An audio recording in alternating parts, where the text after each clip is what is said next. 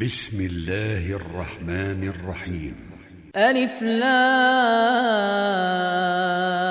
را، تلك آيات الكتاب المبين. إنا أنزلناه قرآنا عربيا لعلكم تعقلون. نحن نقص عليك أحسن القصص بما أوحينا إليك هذا القرآن وإن كنت من قبله لمن الغافلين. إذ قال يوسف لأبيه يا أبت إني رأيت 11 كوكبا والشمس والقمر رأيتهم لي ساجدين. قال يا بني لا تقصص رؤياك على إخوتك فيكيدوا لك كيدا إن الشيطان للإنسان عدو مبين. وكذلك يجتبيك ربك ويعلمك من تأويل الأحاديث ويتم نعمته عليك وعلى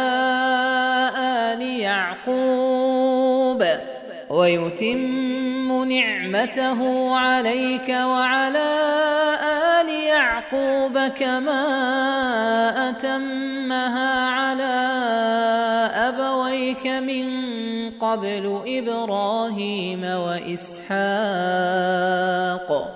إن ربك عليم حكيم.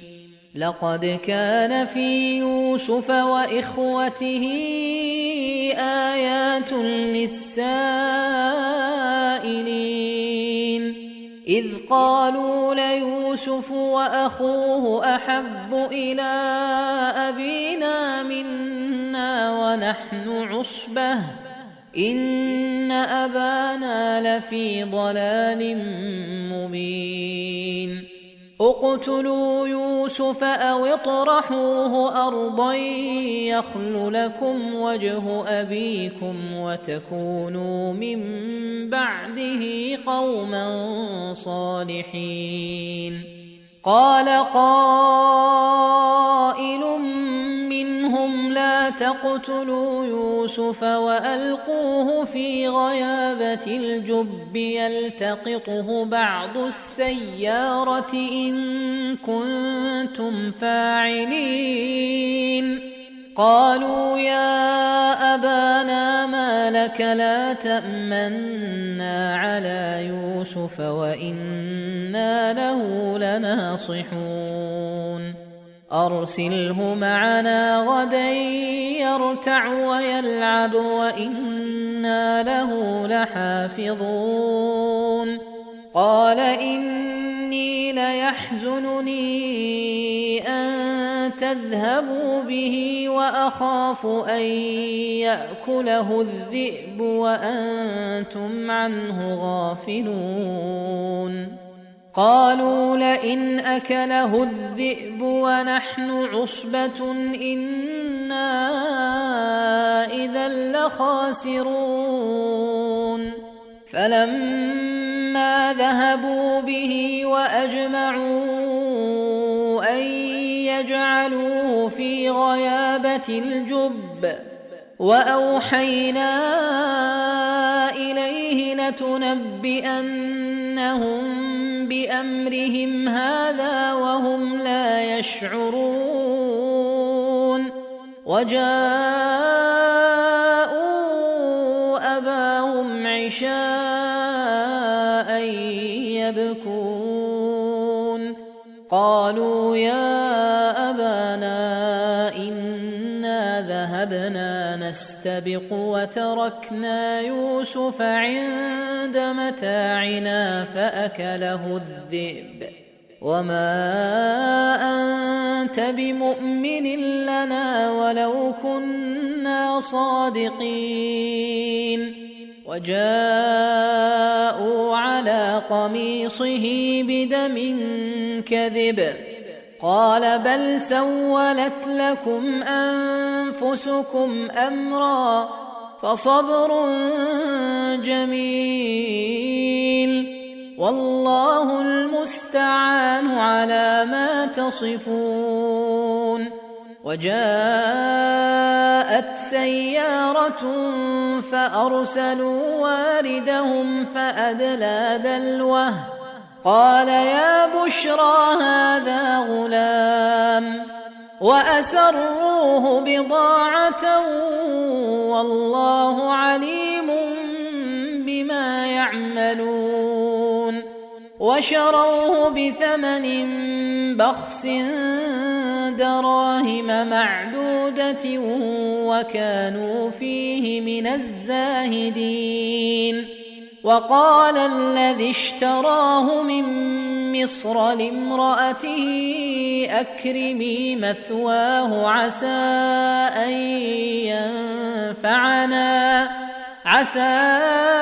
أن ينفعنا أو نتخذه ولدا.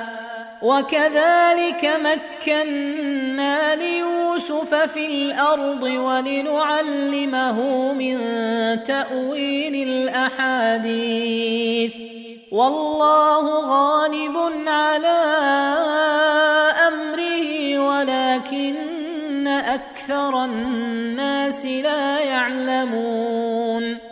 ولما بلغ أشده آتيناه حكما وعلما وكذلك نجزي المحسنين. وراودته التي هو في بيتها عن نفسه وغلقت الأبواب وقالت هيت لك. قال معاذ الله إنه ربي أحسن مثواي إنه لا يفلح الظالمون. ولقد همت به وهم بها لولا أن رأى برهان ربه كذلك لنصرف عنه السوء والفحشاء إنه من عبادنا المخلصين. واستبق الباب وقدت قميصه من دبر وألف يا سيدها لدى الباب. قالت ما جزاء من أراد بأهلك سوءا إلا أن يسجن أو عذاب أليم. قال هي راودتني عن نفسي وشهد شاهد من أهلها إن كان قميصه قد من قبل فصدقت وهو من الكاذبين. وإن كان قميصه قد من دبر فكذبت وهو من الصادقين. فلما رأى قميصه قد من دبر قال إنه من كيدكن إن كيدكن عظيم. يوسف أعرض عن هذا واستغفري لذنبك إنك كنت من الخاطئين. وقال نسوة في المدينة امرأة العزيز تراود فتاها عن نفسه قد شغفها حبا إنا لنراها في ضلال مبين. فلما سمعت بمكرهن أرسلت إليهن وأعتدت لهن متكئا وأعتدت لهن متكأ وآتت كل واحدة منهن سكينا وقالت اخرج عليهن فلما رأينه أكبرنه وقطعن أيديهن وقلن حاش لله ما هذا بشرا إن هذا إلا ملك كريم. قالت فذلكن الذي لمتنني فيه ولقد راودته عن نفسه فاستعصم ولئن لم يفعل ما آمره ليسجنن وليكون من الصاغرين. قال رب السجن أحب إلي مما يدعونني إليه وإلا تصرف عني كيدهن أصب إليهن وأكن من الجاهلين. فاستجاب له ربه فصرف عنه كيدهن إنه هو السميع العليم. ثم بدا لهم من بعد ما رأوا الآيات ليسجننه حتى حين. ودخل معه السجن فتيان قال أحدهما إني أراني أعصر خمرا وقال الآخر إني أراني أحمل فوق رأسي خبزا تأكل الطير منه نبئنا بتأويله إنا نراك من المحسنين.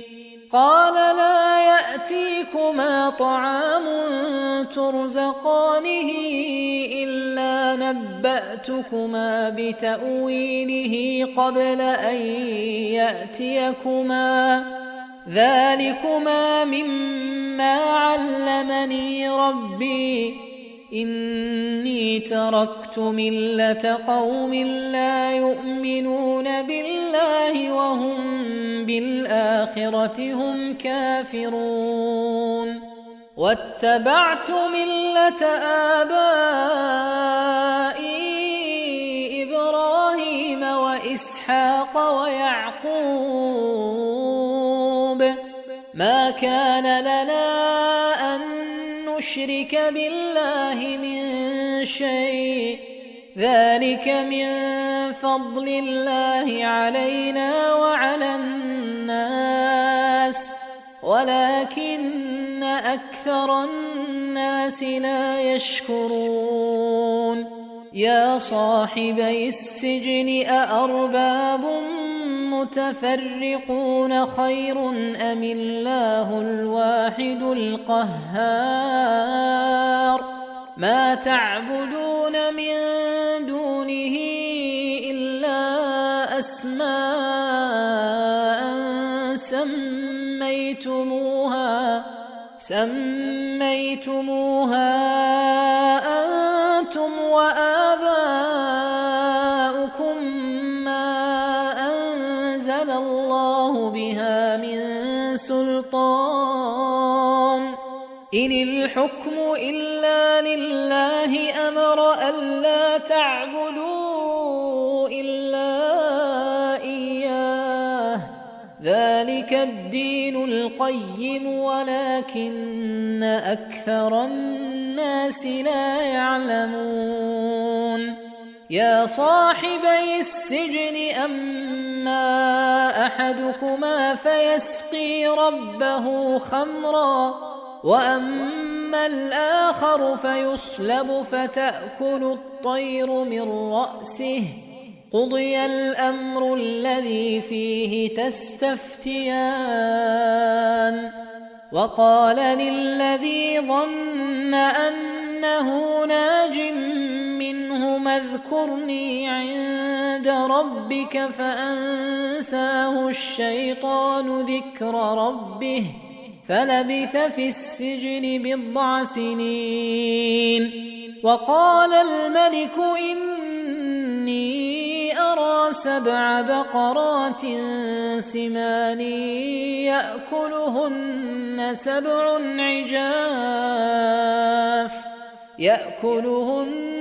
7 عجاف و7 سنبلات خضر وأخر يابسات.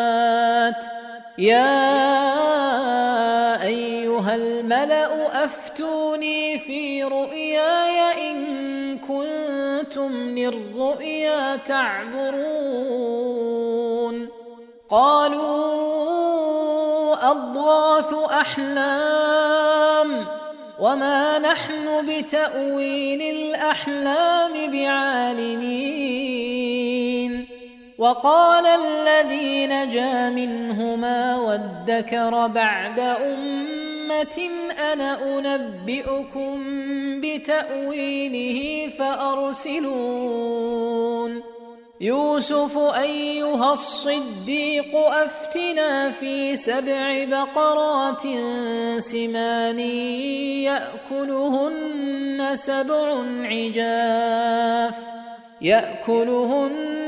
7 عجاف و7 سنبلات خضر وأخر يابسات لعلي أرجع إلى الناس لعلهم يعلمون. قال تزرعون 7 سنين دأبا فما حصدتم فذروه في سنبله إلا قليلا مما تأكلون. ثم يأتي من بعد ذلك 7 شداد يأكلن ما قدمتم لهن إلا قليلا مما تحصنون. ثم يأتي من بعد ذلك عام فيه يغاث الناس وفيه يعصرون.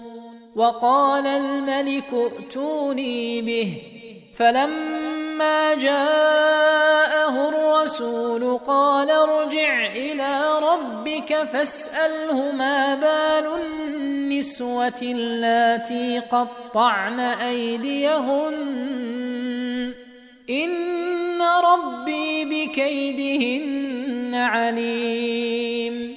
قال ما خطبكن إذ راوتن يوسف عن نفسه قلن حاش لله ما علمنا عليه من سوء. قالت امرأة العزيز الآن حصحص الحق أنا راودته عن نفسه وإنه لمن الصادقين. ذلك ليعلم أني لم أخنه بالغيب وأن الله لا يهدي كيد الخائنين. وما أبرئ نفسي إن النفس لأمارة بالسوء إلا ما رحم ربي إن ربي غفور رحيم. وقال الملك ائتوني به أستخلصه لنفسي فلما كلمه قال إنك اليوم لدينا مكين أمين. قال اجعلني على خزائن الأرض إني حفيظ عليم. وكذلك مكنا مكنا ليوسف في الأرض يتبوأ منها حيث يشاء نصيب برحمتنا من نشاء ولا نضيع أجر المحسنين ولأجر الآخرة خير للذين آمنوا وكانوا يتقون. وجاء إخوة يوسف فدخلوا عليه فعرفهم وهم له منكرون.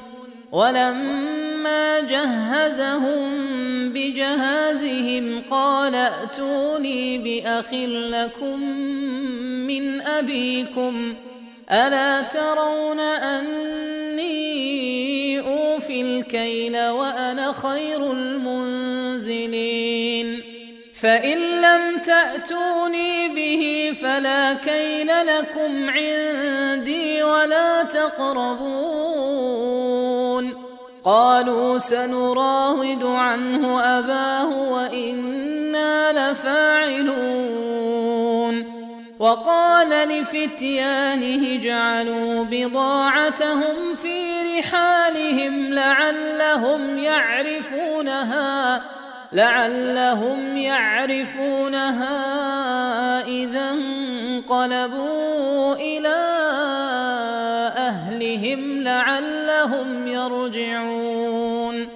فلما رجعوا إلى أبيهم قالوا يا أبانا منع منا الكيل فأرسل معنا أخانا نكتل وإنا له لحافظون.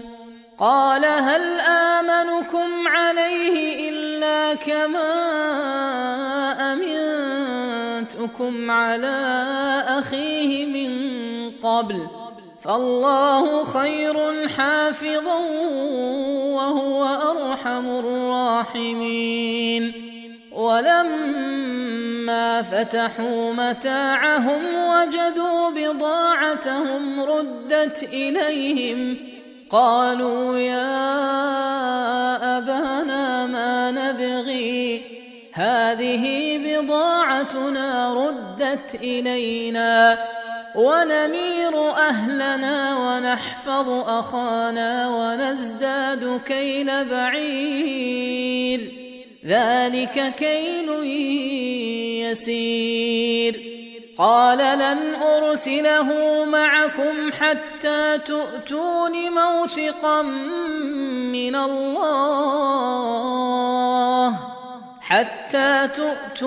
موثقا من الله لتأتونني به إلا أن يحاط بكم.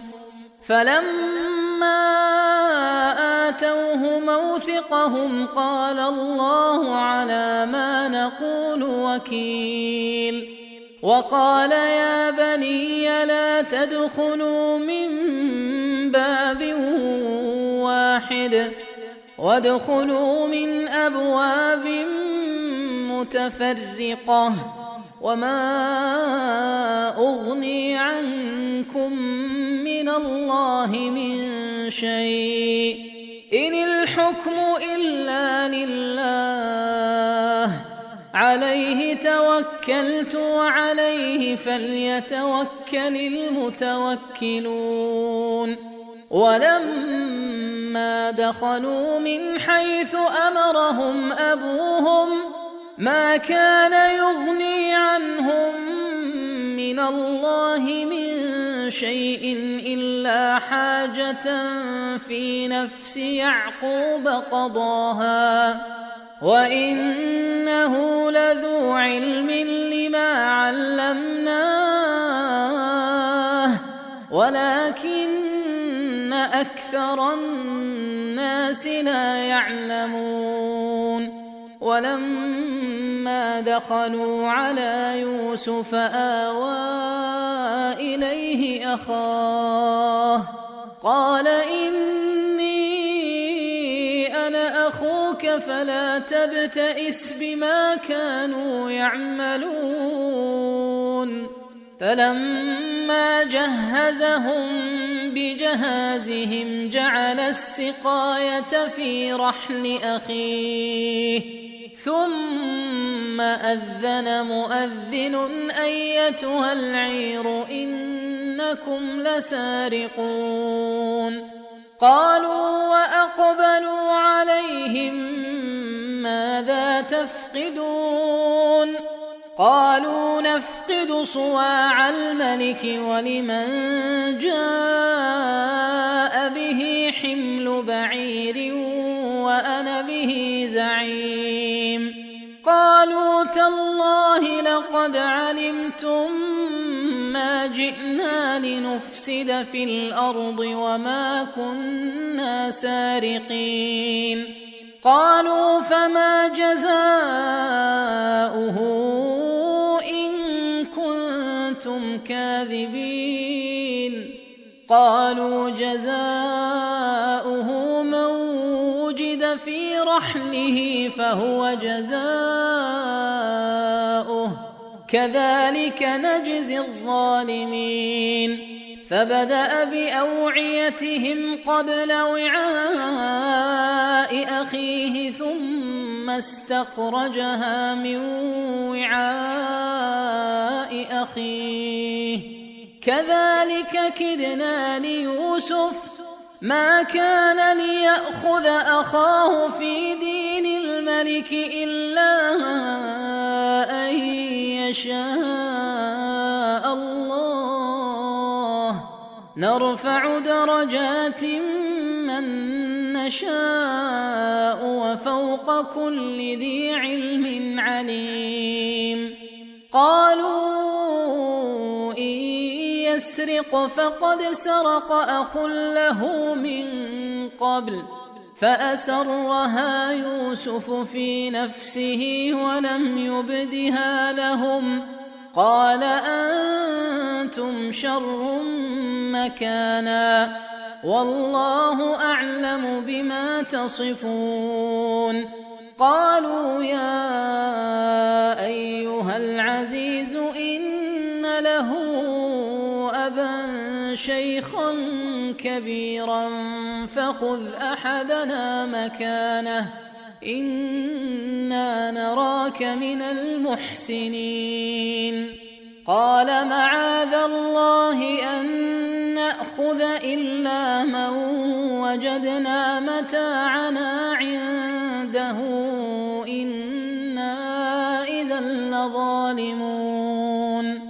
فلما استيئسوا منه خلصوا نجيا قال كبيرهم ألم تعلموا أن أباكم قد أخذ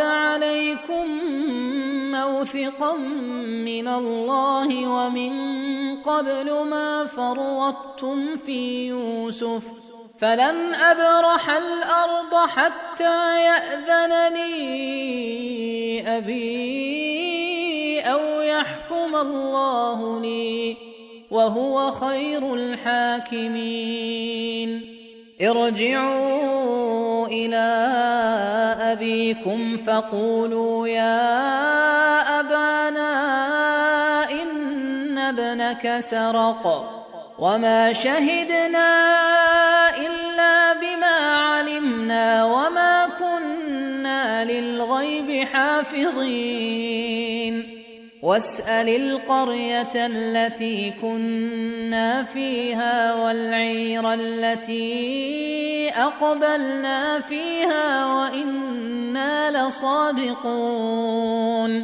قال بل سولت لكم أنفسكم أمرا فصبر جميل عسى الله أن يأتيني بهم جميعا إنه هو العليم الحكيم وتولى عنهم وقال يا أسفا على يوسف وابيضت عيناه من الحزن فهو كظيم قالوا تالله تفتأ تذكر يوسف حتى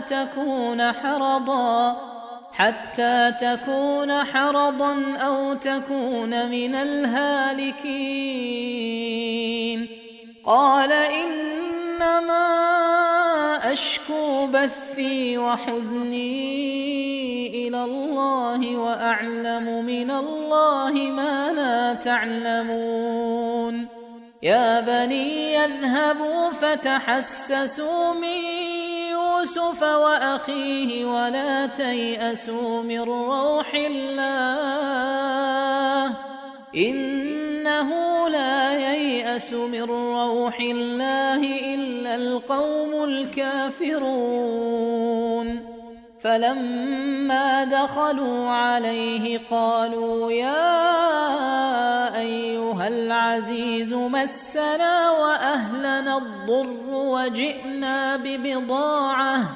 وجئنا ببضاعة مزجاة فأوف لنا الكيل وتصدق علينا إن الله يجزي المتصدقين قال هل علمتم ما فعلتم بيوسف وأخيه إذ أنتم جاهلون قالوا أئنك لأنت يوسف قال أنا يوسف وهذا أخي قد من الله علينا إنه من يتق ويصبر فإن الله لا يضيع أجر المحسنين قالوا تالله لقد آثرك الله علينا وإن كنا لخاطئين قال لا تثريب عليكم اليوم يغفر الله لكم وهو أرحم الراحمين اذهبوا بقميصي هذا فألقوه على وجه أبي يأت بصيرا وأتوني بأهلكم أجمعين ولما فصلت العير قال أبوهم إني لأجد ريح يوسف لولا أن تفندون قالوا تالله إنك لفي ضلالك القديم فلما أن جاء البشير ألقاه على وجهه فارتد بصيرا قال ألم أقل لكم إني أعلم من الله ما لا تعلمون قالوا يا أبانا استغفر لنا ذنوبنا إنا كنا خاطئين قال سوف أستغفر لكم ربي إنه هو الغفور الرحيم فلما دخلوا على يوسف آوى إليه أبويه وقال ادخلوا مصر إن شاء الله آمنين ورفع أبويه على العرش وخروا له سجدا وقال يا أبت هذا تأويل رؤياي من قبل قد جعلها ربي حقا وقد أحسن بي إذ أخرجني من السجن وجاء بكم من البدو من بعد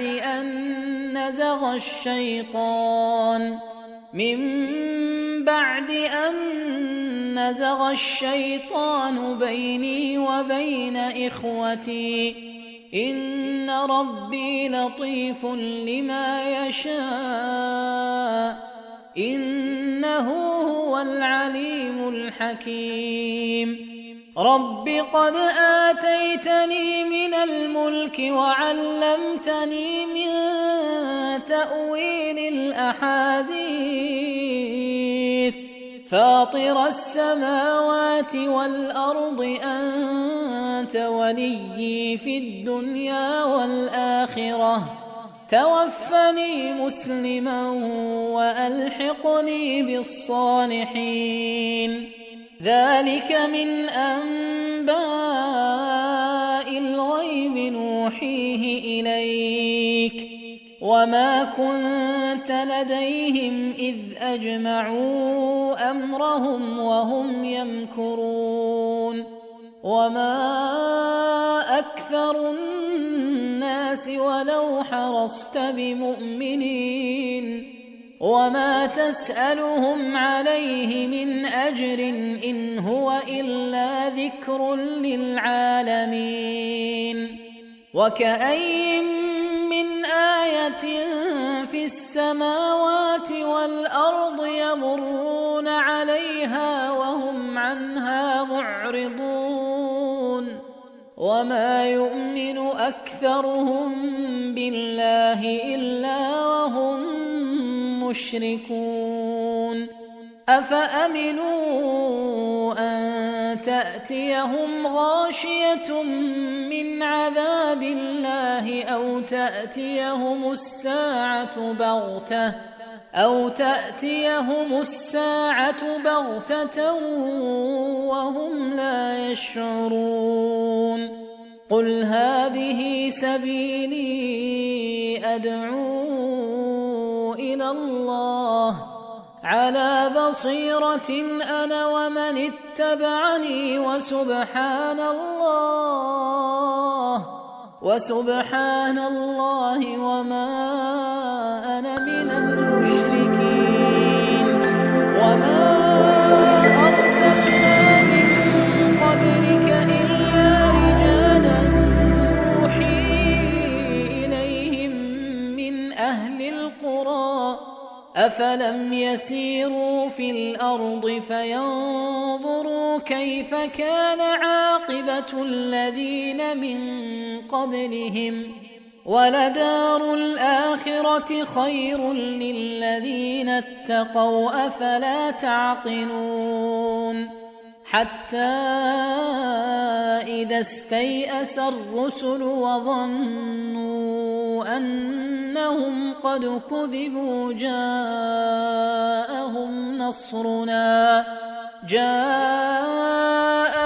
نصرنا فنجي من نشاء